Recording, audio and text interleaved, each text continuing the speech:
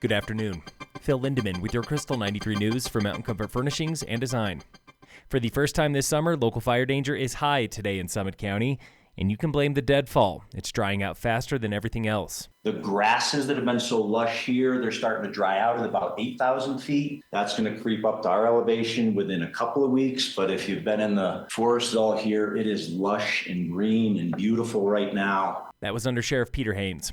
Fire officials say this Sunday's small wildfire above the Wellington neighborhood in Breck started at a well-known fire ring near a new clear cut. This fire break kept it from spreading, but not everyone agrees that clear cutting is a miracle cure. Under Sheriff Haynes again. I heard some of the fire folks say they love the fire breaks and they also don't like fire breaks because it allows that wind to rip through there really quickly. Many opponents rally against the aesthetics of clear cutting as well. It ruins their favorite forested trails. This past Saturday was the busiest day in nearly a year on the I-70 Mountain Corridor. Roughly 51,600 cars traveled the Eisenhower-Johnson tunnels in 24 hours.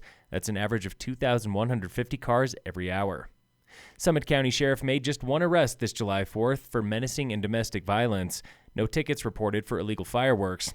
On July 5th, a man was arrested for going 20 over the speed limit with expired plates. Local teachers and Summit School District have unanimously agreed on a contract for the upcoming school year. These wage negotiations went on for months. The new contract will be good through 2027. It promises better pay, training, and hours. Summit Schools has plans for its first batch of district-owned housing. 60 rental units in Silvertorne, just west of Angry James Brewery on the old Silvertorne Elementary site. Building those 60 units, though, means a voter-approved bond. The bond question is still in the works. Today we are in the classroom with Rob O'Brien. He's a former percussion student and now guest teacher with the National Repertory Orchestra. It's a good teacher of time management and preparation skills that is absolutely essential in the professional world. O'Brien came to the NRO in 2014 from Boston University, where studying for a test was a whole lot different. It's your responsibility as a performer to be as prepared as you can be and give it your all. It sounds kind of cheesy, but that's what you're there to do. It's these people are there to be entertained, and so that's your responsibility.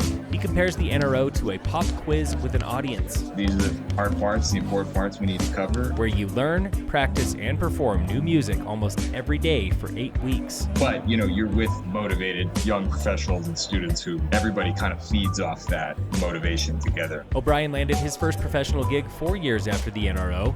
He's been playing ever since, and he is humbled to be back. It's surreal. It's cool that it comes full circle. It did for me that way. I feel very lucky.